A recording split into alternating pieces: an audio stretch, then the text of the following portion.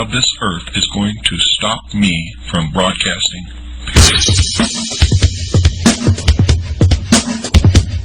I will begin making tapes, and I will make them in the hundreds and distribute them all over this country.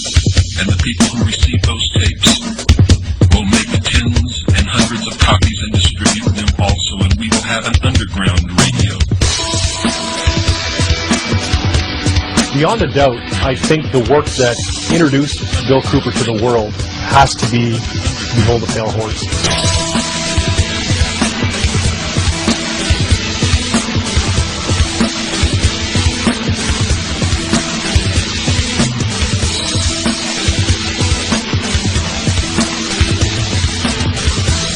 And Bill told him point blank, do not come up here, you're not welcome, I'm not talking to you, and you go back and tell your bosses that there's not going to be another Waco Ruby Ridge in this country. Marty Scout, this all happened in a little town called Eager, Arizona, which is just on the eastern side of the state of Arizona. It's almost on the border of New Mexico. This is what we know so far. Sheriff's deputies, we understand, were trying to serve some type of arrest warrant on a man by the name of William Cooper. He's also known as Bill Cooper. Do you understand what I'm talking about? What is our common bond truly? Freedom. In this case, Bill Cooper was shot to death. We do have a crew en route to Eager, Arizona, and we'll have a lot more coming up on tonight's news.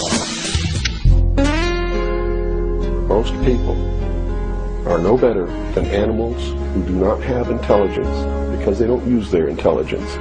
And to these men who control things behind the scenes, you are stakes on the table by choice and consent, and will always be ruled and manipulated and enslaved by people who do use their brains. Bill hated right-wing, hated left-wing. He hated these labels. He was an American. He believed in the U.S. Constitution. And if you were right-wing, you had an agenda. If you're left-wing, you had an agenda. Bill had no agenda. Bill believed in the Constitution.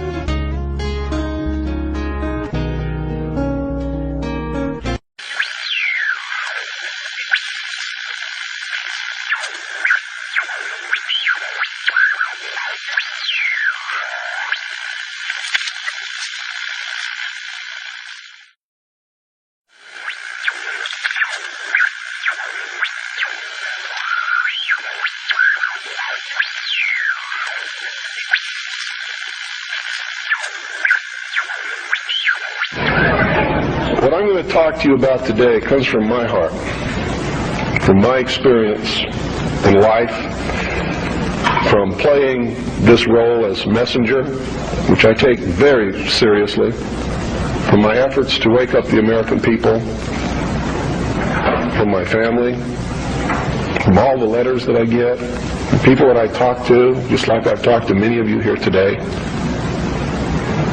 I've learned some things. And I think these things need to be passed on to you. And I think you need to start examining yourself, your agenda, your mission. Who are you? What are you about? What do you believe about America? Is it true? Are you helping to divide us more? Or are you helping to bring us together? Do you really understand what this country is all about?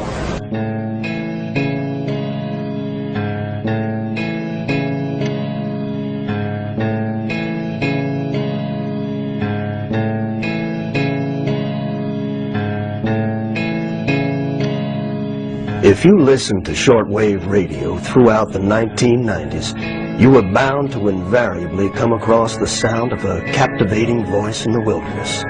That authoritative and self-assured voice for 5 nights a week would educate us, enlighten us, and most importantly, warn us of things to come. So they disguised their true intent and their true teachings, the esoteric, with a system of exoteric descriptions. Now, to the profane would mean one thing, and to the initiate or the adept would mean quite another. But that was then. This is now. What sort of creature inhabits the modern domain? Who is the modern man? That voice spoke to us of matters esoteric and exoteric, political and supernatural, scientific and lawful.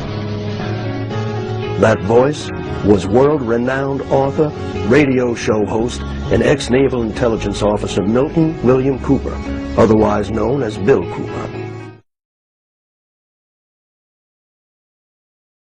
I was reared in a military family. My father's an Air Force colonel. He's retired now. He was a command pilot.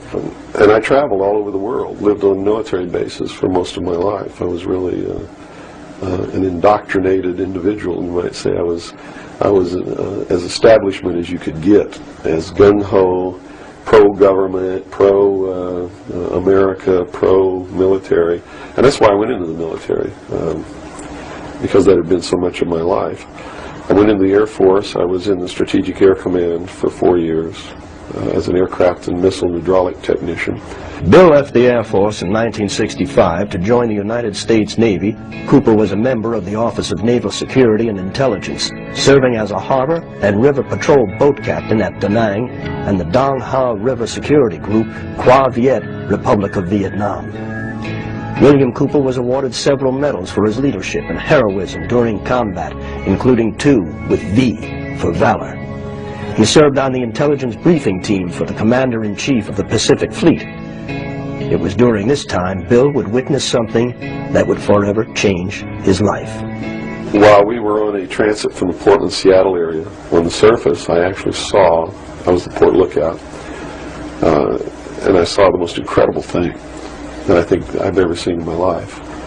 And it had such a profound effect upon my view of the universe and the world that we live in, that I wish everybody could experience this. I saw come up out of the ocean, from beneath the surface of the sea, a huge disc-shaped craft about the size of a Midway-class aircraft carrier, which is tremendous in size. Came up out of the ocean and rose into the air and tumbled on its axis and went up into the clouds, and I was awestruck, dumbstruck. And I mean dumbstruck, literally. I could not utter a sound. My first impulse was to tell the officer of the deck that I'd seen a flying saucer, and then luckily for me I couldn't talk. So I told the officer of the deck that I'd seen something about 15 degrees off the port bow at a relative distance of about 2.5 nautical miles. And he began to look in that area. And the starboard lookout had heard me tell him this, and he began to look over there. And it did something that, as far as I knew, was absolutely impossible. I'd been in the Air Force. I'd worked on the state-of-the-art of our aviation capabilities. And here I was on the deck of a submarine in the conning tower, and I knew what we had to be able to have to go underwater, and I knew that the two were incompatible. Here's something that came from under the water and flew in the air and performed maneuvers, and then came back down and interfaced with the water at tremendous speed and remained intact, which realistically it never touched the water. The water sort of magically opened up in front of it, but something had to interface with that water. Anything that we had that interfaced with the water in that manner would have been disintegrated. It's like hitting a brick wall. So I was looking at a technology that, as far as our laws of physics and what we knew at that time, didn't exist. This was in 1966. But when we reached Pearl Harbor, we were not allowed to go ashore to go on liberty, even though we didn't have the duty. And about 2 hours after we berthed at the submarine base, a commander for the Office of Naval Intelligence came on board and debriefed each one of us individually in the captain's statement. And the ultimate outcome of the debriefing was that we didn't see anything, we didn't hear anything, and we had to read rules and regulations that told us that if we ever talked about what it was that we didn't see, that we could be imprisoned, we could be fined $10,000, we could lose all pay and allowances due or ever to become due. And I learned at that moment that the United States Navy didn't want anybody to know about what we saw, and that severe consequences could come down around the neck of anybody who did. This one event had started on what would become a lifelong quest that would lead him into investigative territories such as extraterrestrial life, high-level government cover-ups, and the role secret societies play in all these scenarios. Bill had begun to publicly discuss his findings only to lose his leg after being forced off the road by people who would later visit him in the hospital, telling him to keep quiet. Bill went public once again, but made sure this time he was protected.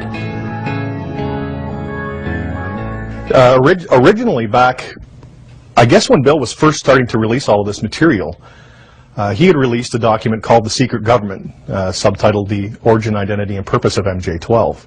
And Bill had spent a considerable amount of his fortune at that time, well, if there was any fortune, but a considerable amount of his money, into the tens of thousands of dollars, to get this document released and disseminated across North America and the world. So he had mailed it to all sorts of congressmen, key political figures, as well as some friends and family and things like that, just so people would have this document in their hands. And that's how I protected myself, or at least that's what I thought would protect me, and so far it's proven to be right, was that if I got literally in front of the public overnight, in front of a large public, that they wouldn't do anything to me because it would substantiate what it was that I'm saying. And they certainly don't want to do that. It would also create a martyr. And martyrs create tremendously dangerous political movements that they don't want that either.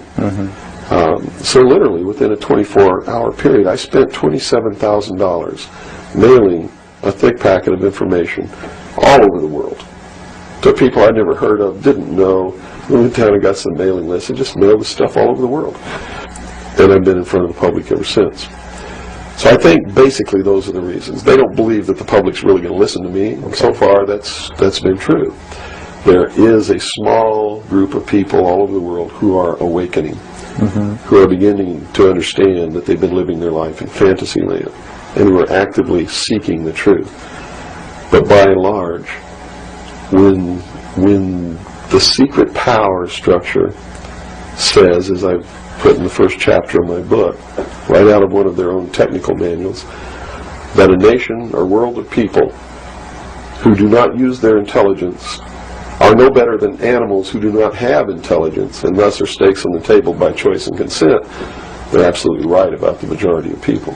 Bill was fighting for his life back in those days, and he needed some way to get the information out to a large number of people. And keep in mind, this was in the days long before the internet, so there was no real practical, very easy way for people to do this kind of disseminating their information or documents that they had. It was very difficult back in those days, and the only way would have been through probably the printed word would have been the easiest way. So that's what Bill had done. He had made many copies of this secret government. The secret government was an amalgamation of Bill's continued research into UFO phenomena and was first introduced at the MUFON Symposium on July 2nd, 1989 in Las Vegas, Nevada. The document highlighted his research into the UFO crash in the late 40s in Roswell, New Mexico, and documents that alluded to President Truman's knowledge of extraterrestrial life and his administration's efforts to keep it quiet. Cooper had seen these documents while serving in naval intelligence. But eventually, when they began to have confidence in me, I began to see things coming across my desk that were just absolutely incredible. And a lot of it is really hard to talk about because it's so far outside the normal concept of reality for the average American that they're going to find a hard time believing any of it. But I saw documents that were labeled under the classification top secret, and the compartmentalized the compartment that was put into was called MAGIC, M-A-J-I-C, which told me that UFOs are real, which I already knew. I'd seen one. Right. But this went farther than that. It told me that they were extraterrestrial in origin, that there were 4 different extraterrestrial species or races visiting this Earth, and that they had actually entered into an agreement with the United States government with one of these species of alien beings to exchange technology, and it told me all the projects that was underneath this. Project Red Light was actually the testing of extraterrestrial craft. Project Plato was a diplomatic project. Pounce was the recovery of technology. Pluto was the application of that technology to our own secret space program, not the public space program. There are two different space programs. One is what the public gets to see, which is overseen by NASA, and the other one is a secret space program that nobody gets to see, which is really overseen by the Navy Department under specialized, compartmentalized black projects. I also saw documents under an operation called Operation Majority, which outlined the plans to bring together a one-world government. It also included extraterrestrial information within that. Project Grudge, which was the second project. First was Sign, and then Project Grudge, which contained all of the extraterrestrial information up to a certain point. I forget the year cutoff. And then it was contained after that in another project called Project Aquarius, which was the accumulation of the whole history of alien interaction on planet Earth. But I have to say at this point that I don't know if those documents were really telling the truth or not. They could have been showing me these things so that eventually I would go out and talk about this. And maybe that'll become clear to you later why they may have done that. It could be real. So. Bill, at this time, was acquiring a reputation as a UFO specialist.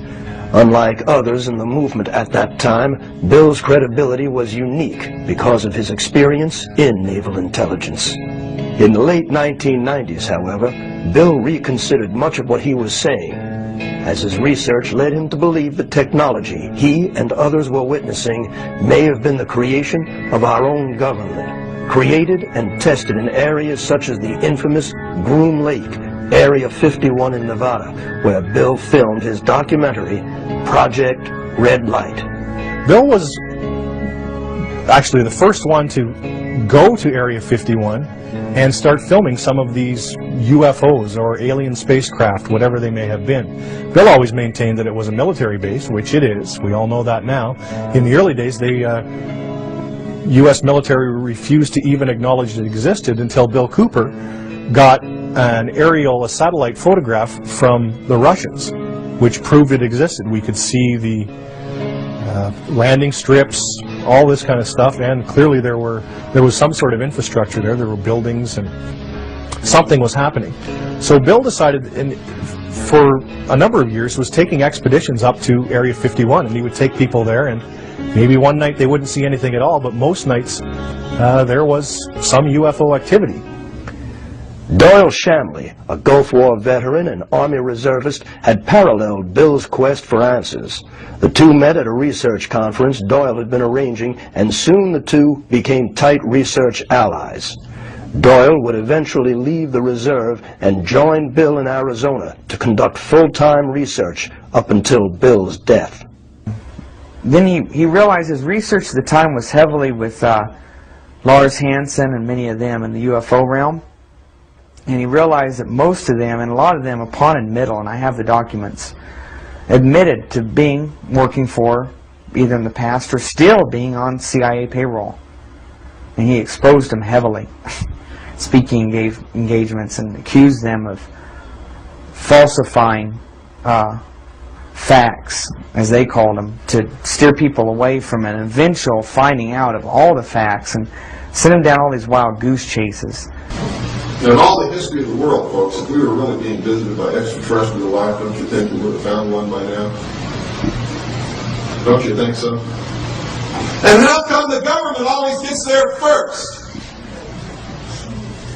It's podunk time. It's in the middle of nowhere. There's a farmer milking his cow, a flying saucer crashes, and the government gets there before he can get from his cow to the crash site.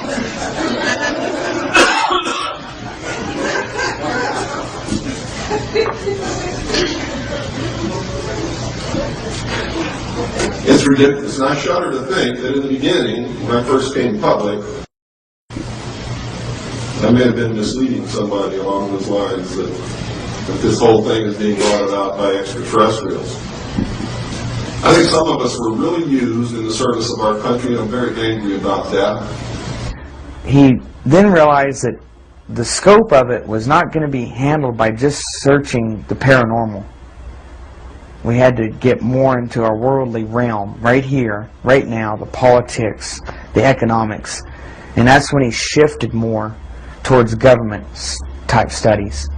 In the history of the world, there had never been a people who were truly free or who truly ruled themselves until the United States of America was created as a republic by which we rule ourselves through elected representatives whom we sent to the State House, either in the States or to Congress, to do it. They also gave us every tool by which we would destroy ourselves if we weren't capable of doing it. The United States and France, the revolution in this country and the revolution in France, were created to bring about governments which would function as the antithesis to the kings and queens of the world and cause them to topple off their thrones. It also gave man a chance to prove once and for all whether he could rule himself or not. And if he could, fine. That would be the New World Order. If he couldn't, they built the tools into the Constitution to allow them to take it away from us. And those tools are the creation of the federal democracy within the boundaries of Washington, D.C., and the right to contract, through which, if we were irresponsible, we would contract to receive rights from that federal democracy and thus, in return, give up our freedom. And that's exactly what's happening. After lecturing, releasing documents, and doing talk radio for a number of years, Bill had finally synthesized his research, life experiences, and philosophical insights into what would become one of the most popular underground conspiracy books of all time. Behold a Pale Horse. Beyond a doubt, I think the work that introduced Bill Cooper to the world has to be Behold a Pale Horse. Now, Bill had released a lot of other documents and things, but up until 1991, when the book was published, self-funded, by the way, the book starts out with Bill describing himself, who Bill Cooper is. He was reared in an Air Force family, goes through his early childhood years up to when he came back from Vietnam, and then where he got all of this information that he was putting into his book and why he felt compelled that he had to release this information. This title is from the book of Revelations, because I have to tell you this, and you may think I'm nuts if you want to, but this is the truth. Either these men are following the book of Revelation, the book of Revelation as it is in the Bible. Mm-hmm. They're either following it, just like a plan, and bringing the prophecies in there to pass to manipulate and control those who believe in those prophecies and neutralize them, so to speak. In other words, if this is written in the Bible and God has ordained it, who am I to resist? It must come to pass, so I'm not going to try to stop it. Okay. What a perfect way to neutralize the opposition right off the bat. Or there really is a God, and what he said was going to come to pass is coming to pass. And I named this, Behold a Pale Horse, from chapter 13 of the book of Revelations. The fourth horseman of the apocalypse is the pale horse. And I looked, and behold a pale horse, and his name that sat upon him was Death. And hell followed with him, and power was given unto them over the fourth part of the earth, to kill with sword, and with hunger, and with the beasts of the earth. And that is taking place now today. The fourth horseman is riding across the world now.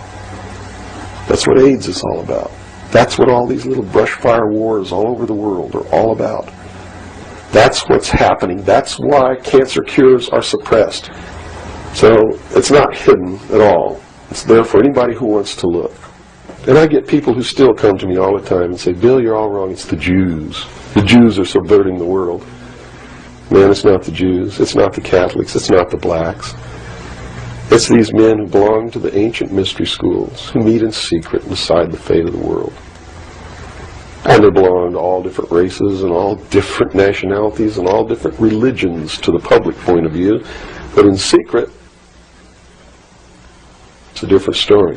Bill's second major contribution, and arguably his most compelling, was the 42 hours worth of dedicated broadcasts into the history, origins, and agendas of secret societies. The series was simply called Mystery Babylon, and began with an interpretation of the Stanley Kubrick classic 2001, A Space Odyssey.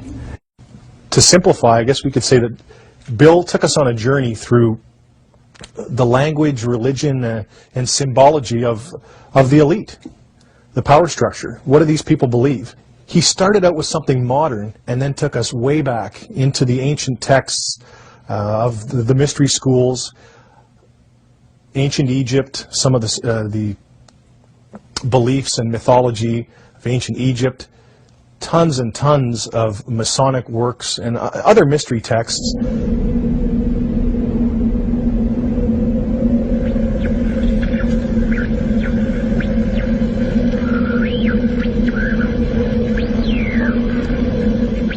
You're listening to the Hour of the Time. I'm your host, William Cooper.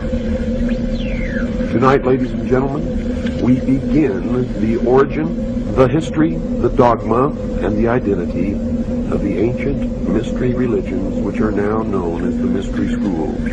The Order of the Quest, Freemasonry, the ancient Order of the Rose and Cross, the Knights Templar, the Sovereign and Military Order of the Knights of Malta, the Order of St. John of Jerusalem, the Priory de Sion, the Thule Society, are sometimes known as the Thule Society, the Order, the Skull and Bones, the Russell Trust, the Jason Society, the Scroll and Key, the Illuminati, and I could go on and on and on and on. But the most important thing to realize is that they all have been collectively known throughout the ages as the mystery schools, the Illuminati, which literally means illumined ones. They are all one and the same, as you will come to know. And you will understand perfectly how they've been able to infiltrate all of our society. What you hear tonight does not necessarily reflect my views, our beliefs, our religion.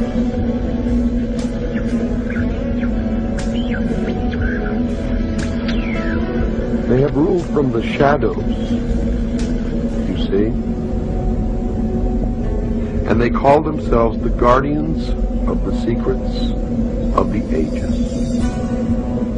And their first religion was called astrotheology, or the worship of the heavens. And their first object of worship was the sun.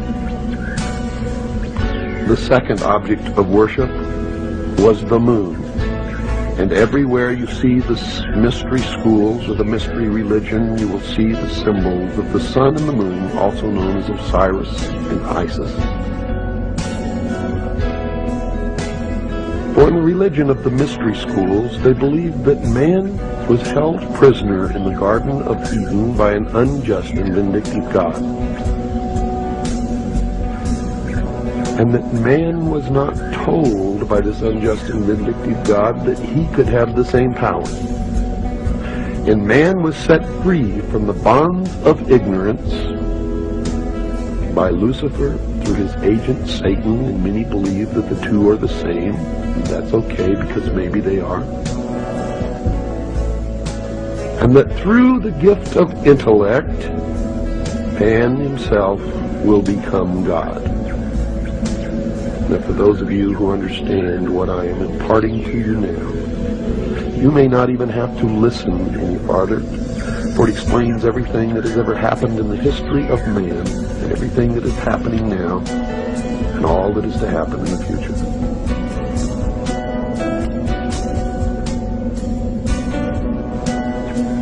They believe that the tree-dwelling ancestors of man were among the most intelligent beings of their distant age.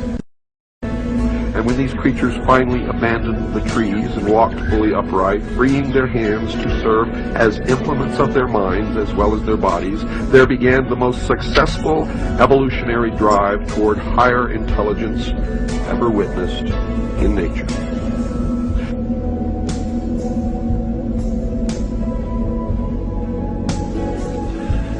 Now notice, Lucifer was called the son of the morning star. He was also called the morning star, and there is a great mystery here, because Christ also called himself the morning star.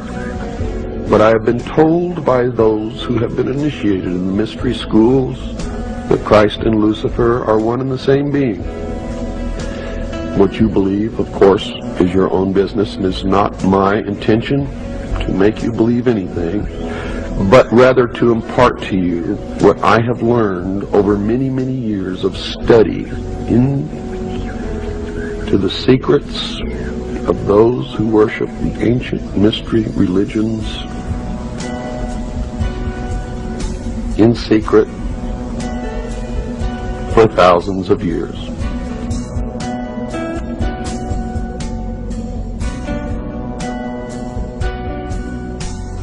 I do not advise you what you should believe or not believe. But I do advise you that we all need to learn as much as we can about everything that we can, because one thing I have learned in my life is that most of what we have ever been taught has been a lie. And that whoever these people are, who are the priests, the adepts, the initiates, and the mystery schools, they are in control, and they are shaping the future, and that future will affect all of us, so we had better learn as much about them as we can. One of the brilliant things about Bill was that he was able to fluidly switch between when he was reading to when he was commenting, so that sometimes it was imperceivable. He had such a fantastic grasp of the English language that he could speak to you almost the same way that these ancient texts did. We have to be very careful about how we interpret what we read, especially the Bible. And I'll tell you why. When I research these secret societies, and I research the Bible, and by the way, I'm a Christian, so if you're a Christian, don't think I'm knocking your religion. I'm not. I'm just telling you what I found. I have found that at the very heart and core of all these secret societies lurks the Kabbalah. The Kabbalah is the ancient Jewish mysticism. It is a method of encoding information through a system of mathematics and numbers. It is some of the most ancient knowledge that man has ever possessed, and has been kept secret and given only to those who have proven themselves worthy through the process of initiation. Nobody knows where it comes from. I can tell you this, it was there long before the Jews came along. The Jews just took it and preserved it, and they passed it down, and it's used by everybody, because it's at the heart and core of the secret knowledge, the metaphysics, the real science that none of us know anything about. These people that belong to the secret societies never dared to write down in any language what they knew, what it was that they were guarding, because then someone could steal it, and then the secret would be out. So they devised secret systems of encoding the secrets of the ages, the knowledge, the hidden knowledge, the occult. Now, occult doesn't mean evil. It doesn't mean the devil. It doesn't mean Satan. Occult means hidden. It means hidden. That's all it means. So they took this knowledge and they made it occult through a system of encoding, encryption, one of which is mathematics, numbers. Another is architecture. Everybody wonder, why do they have a fraternal organization called the Freemasons? Aren't those the guys that build walls? You bet they do. But every wall they build contains the secrets that have been kept and maintained throughout the ages, and it's encoded in the architecture and in the measurements of the buildings and in the mathematical formulas used to derive the geometry, the shape, the length and breadth and height of rooms. It's all encoded there. The very word secrecy is repugnant in a free and open society, and we are, as a people, inherently and historically opposed to secret societies, to secret oaths, and to secret proceedings. For we are opposed around the world by a monolithic and ruthless conspiracy that relies primarily on covert means for expanding its sphere of influence, on infiltration instead of invasion, on subversion instead of elections, on intimidation instead of free choice, on guerrillas by night instead of armies by day. It is a system which has conscripted vast human and material resources into the building of a tightly knit, highly efficient machine that combines military, diplomatic, intelligence, economic, scientific, and political operations.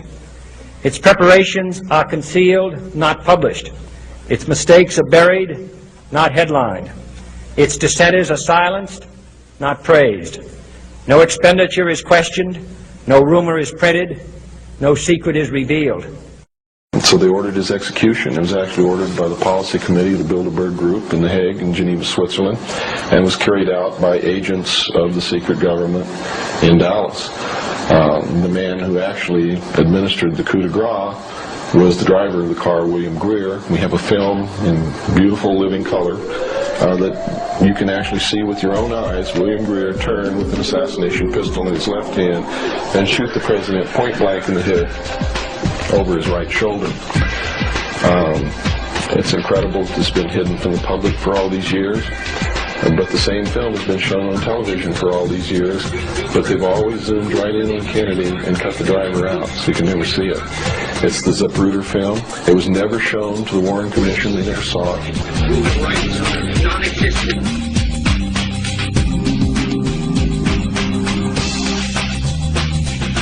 They are created a repressive society, and we are their unwitting accomplices.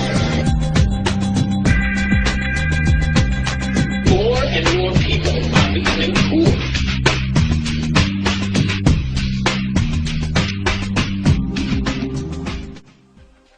By this time, Bill had become a popular lecturer, author, and radio show host. His shortwave radio program, The Hour of the Time, could be heard 5 nights a week throughout the world.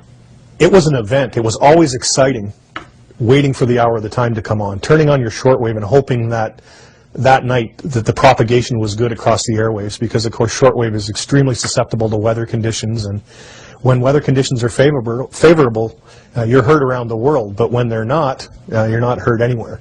So it was always, there was an anticipation for the hour of the time coming on. I loved the intro music. I waited to hear that siren starting and the dogs begin to bark, because you knew that there was something exciting happening and Bill Cooper was on the air once again.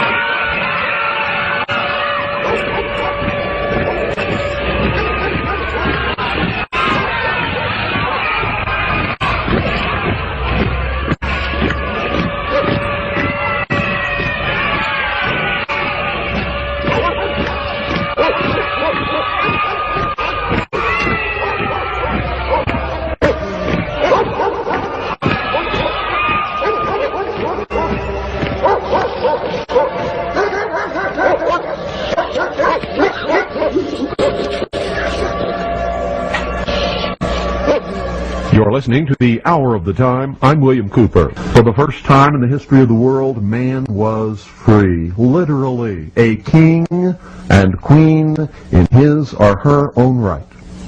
Over the years, that promise has extended to many other peoples. That promise eliminated slavery. That promise has caused poor, unhappy people living under tyranny all over the world to set their eyes on the shores of this country, with only one thought in their mind: to get here however they had to get here, and even if they had to die in the process, in order that they could also be free. And so why, ladies and gentlemen, are we so eager to give it away? For some imaginary new world order under a United Nations charter that it will do away with war forever. If you believe that, if you really believe that and you fall for that deception, you'll be so sorry for the rest of your lives. He had such a way with radio, really took you back to, I think, the pre-TV days when people used to sit around the radio and listen to it. That's what would happen in my living room. Friends would come over and we'd listen to Bill Cooper, and there was a certain nostalgia to it, but the fact that he was dealing with all of these current events and things that were happening right before our eyes added more drama to the whole situation. And it was just a wonderful experience every night sitting down and listening to Bill. Every time any church gets control of government, the people suffer. It has always happened. That's why our founding fathers established a country where that was not supposed to happen, where everybody was free to worship at the altar of their choice. And if you think they were all of one mind, you better think again. How many religions of the Protestant group do you think existed in this country when our founding fathers put together the Constitution? Over 1,500 different groups, all claiming they were right, teaching a different dogma, quoting Scripture to justify what they said, and everybody else was going to hell. So don't give me this Christian nation bullshit, because that's what it is. This nation reflected Christian values because the people who made up the government in the early days were Christian, but none of them agreed with each other, and they still don't today. Bill married, had children, and continued his life as a messenger by creating a large global civilian intelligence gathering organization called CAGI. CAGI stands for the Citizens Agency for Joint Intelligence, and it was Bill's research gathering arm of his whole operation. His principal idea behind CAGI was to get a whole group of like-minded researchers and individuals, patriots in the U.S. and throughout the world, really. At one point, the Citizens Agency for Joint Intelligence was the largest civilian intelligence gathering organization in the world. And the one thing about CAGI was that it wasn't a secretive society like the FBI or CIA would be. It was an intelligence gathering organization with the idea of putting this gathered intelligence out to the rest of the world. During the late 90s, Bill's outspoken disposition would find him harassed by government agents who kept watch on him in Arizona and tried desperately to keep him quiet by accusing him of federal violations, including tax evasion and bank fraud, that to this day have yet to be validated. Essentially, by July 98, I was moved here with Bill to conduct full-time research into the mystery schools and secret societies and the government protocols in general. I was in the next town over running some business errands and came back, and he came rushing out to meet me, and he said the federal marshals were just here. I said, what? He said, yeah, they came up and they said they were going to serve me with charges. Well, he countered him with the jurisdictional issue, which he is probably the expert on, or was the expert on, and is on the website. Because then they, as in federal government, started pulling goofy stuff. Agent Fillerup was an FBI agent out of Pine Top Lakeside. Agent Fillerup showed up one day, this is just a couple weeks after the federal marshal initial visit. We were out in the backyard barbecuing, which we often did. He got out of his Bronco and said, "Oh, I just want to talk like old friends." And basically we told him we knew he was full of shit. And, well, let me just hand you this envelope. And he's waving it. Now, and we were still barbecuing away, and he was still outside of his vehicle there, and he goes, "Well, I'm going to come on up." And Bill told him point blank, "Do not come up here. You're not welcome. I'm not talking to you. And you go back and tell your bosses that there's not going to be another Waco or Ruby Ridge in this country. And this time you guys," and this was his own words, "you stepped on your dick." And he got back in and back down the hill. So he only had about a year. Basically had a timeline to bring Bill in on these trumped up tax evasion charges and bank fraud. We did have a meeting with Congressman and his staff. He brought his entire staff up to one of our backyard little barbecue things, and we knew they were coming up, but we had to cook anyway. And they sat and talked to us for quite a while, but they weren't willing to help. And we were, like I say, always wanting a peaceful end to this and an answer to our jurisdictional questions. And to alleviate this problem, another thing we did was contacted any bank you'd ever dealt with. Car loans, banks, house loans, property loans, anything. "Oh, no, we're a glowing customer, paid off early, never late. No fraud in existence." So essentially, when the year came up that Filler Up was quasi-given as a deadline and nothing had taken place, he was moved on, Agent Filler Up, to who knows where, maybe the real Siberia. And things seemed to calm down a little bit. And we were hoping that maybe it would just kind of go away. Unfortunately, things did not calm down. After Agent Fillerup's departure, more agents were assigned to watch Cooper, and Bill was eventually placed in what was known in the 90s as Filegate, where President Clinton ordered unconstitutional investigations into a number of individuals that were deemed a threat. The heat escalated to the point where Bill felt it was necessary to protect his wife and children by placing them in hiding for their own safety. It was now Bill and Doyle fighting the federal government on what seemed to be phantom charges. Towards maybe the last 8 months or so of his life, because of events happening around the world and then culminating in 9/11, as far as world-type events, Bill really turned the heat up on the people that would see this country's demise on his broadcast and on his website.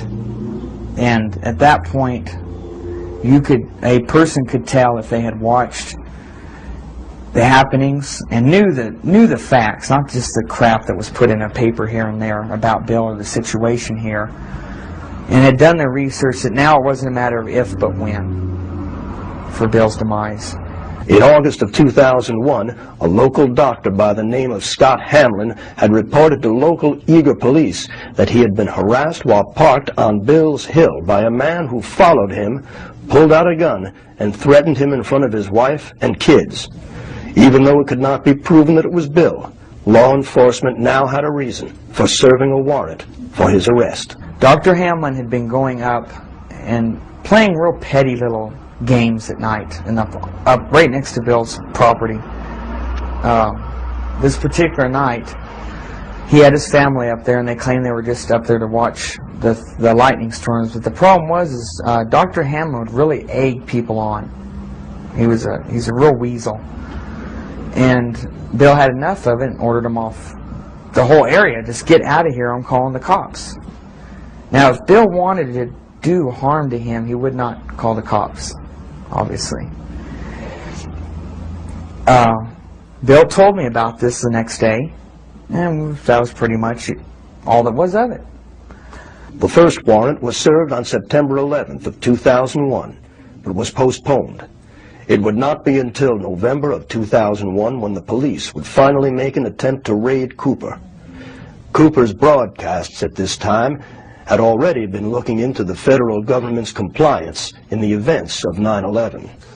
One of the things that makes everybody wonder why Bill's life was snuffed out in 2001 was because in June of that year, Osama bin Laden, who was a relative unknown at that time, Bill had been following the news and found a lot of curiosities and went on the air predicting that there would be a major attack in the United States and that it would be blamed on Osama bin Laden, but he was literally the scapegoat that was being used, not truly behind the attacks.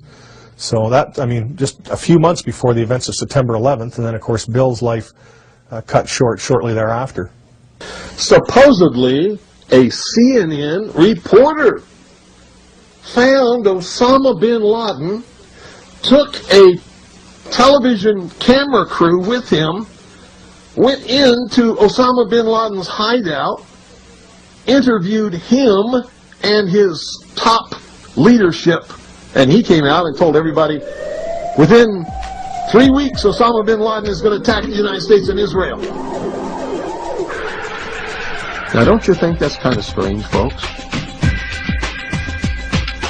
You see, because the largest intelligence apparatus in the world, with the biggest budget in the history of the world, has been looking for Osama bin Laden for years and years and years, and can't find him. Some doofus jerk-off reporter with a camera crew waltzes right into his hideout and interviews him. And I'm telling you, be prepared for a major attack. But it won't be Osama bin Laden. It will be those behind the New World Order. I wonder what Osama bin Laden's targets are supposed to be. And if they don't, if this doesn't materialize in the next 2 or 3 weeks, it will eventually materialize because they haven't succeeded in getting the guns out of the hands of the American people, nor have they succeeded in taking our freedoms away. And so I can tell you with a certainty, they must do something terrible in order to stop this backlash and regain the sympathy of the mass herds of sheeple out there.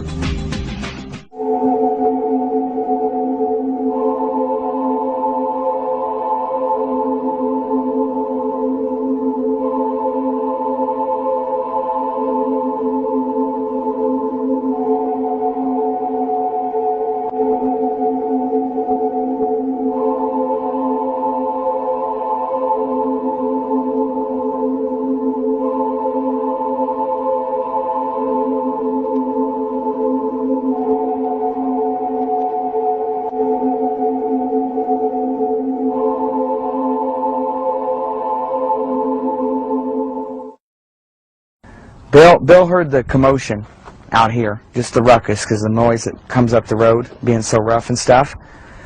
He assumed, I guess, that it was typical high school partiers, because they leave their trash and stuff out, and the local property owners all around us had come to us and asked us to run them off, because they were destroying gates and fences. He came out, got in his truck. His truck was always parked right out in front of the house there, right past the driveway. He would park just in front of the lawn, always normally face that direction. And he whipped around the cul-de-sac, I would have to assume, because that's what always took place. And he then proceeded down this cul-de-sac here, which is Clearview Circle Drive. He's 96 Clearview Circle Drive. That's on the county register. He came down here, and then at that point, he came down to go to this other end of the street, which is right down there. You can see the sign and the gate. Okay, that's where they parked, and that was real common for the high school children and people making noise and throwing trash around and stuff to do. They would park down there. That particular owner owns the rest of the 40 acres down there, and he was particularly perturbed because they would vandalize his fences and cattle troughs.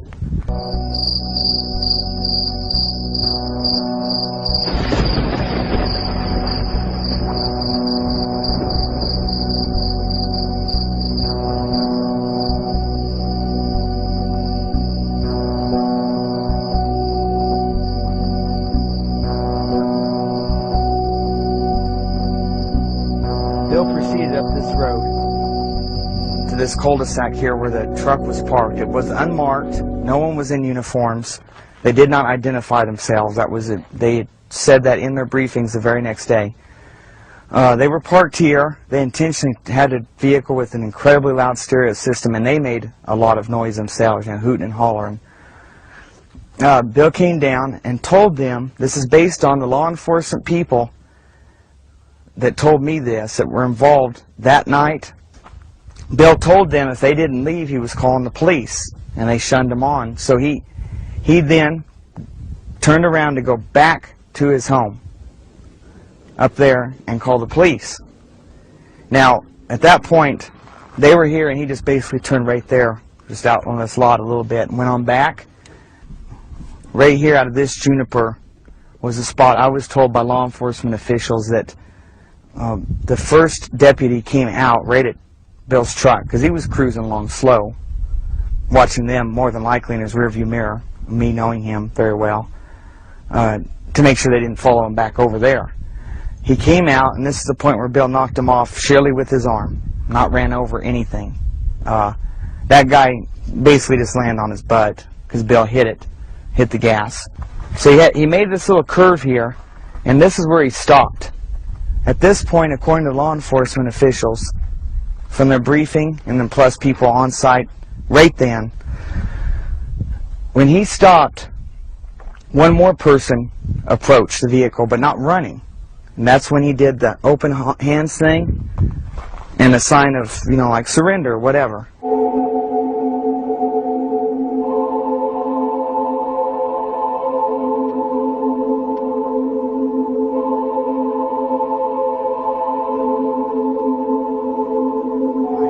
Here's where he hit up on the bank, just trying to avoid the vehicle that then came shooting up here, full bore, full speed, came ripping up the hill. So obviously the people at the end had communications with people down there on the road. Must have verified the Bill had turned around coming back to his house. So they came zooming up here in a vehicle. He's avoiding them. He comes up on this bank. It was testified as that by the law enforcement reports, as well as the evidence on his vehicle that is what happened. The exhaust system was tore off the bottom. He then proceeded right there past the small elms and the driveway to the front of his yard.